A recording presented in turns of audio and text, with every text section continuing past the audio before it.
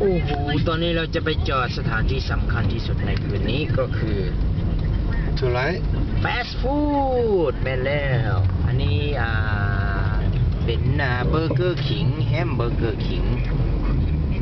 แม่นแล้วครับออมนั่นนะเบอร์เกอร์คิงอาจจะบ่ดังเท่าแมคโดนัลด์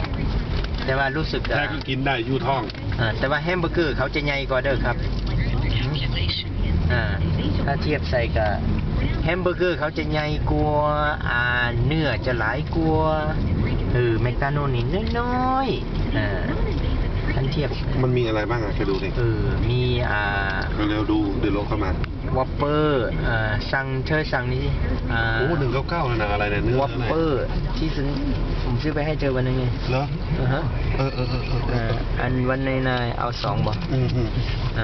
อันFrench fry คิงเดียวบอกก็เนี่ยป้ายนี้เดี๋ยวเลยนะสั่งHello can I help you Hello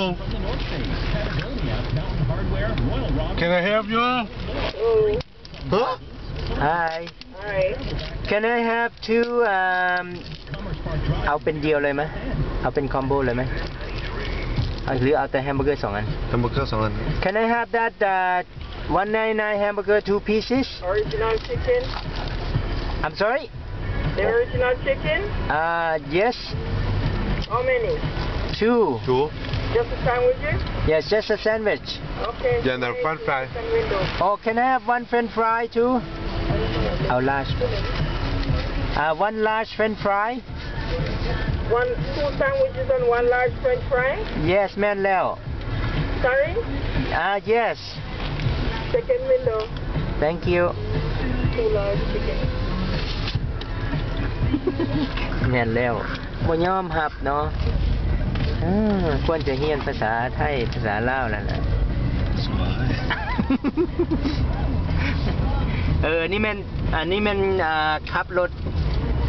ทรูบอกครับว่าหน้าต่างที่2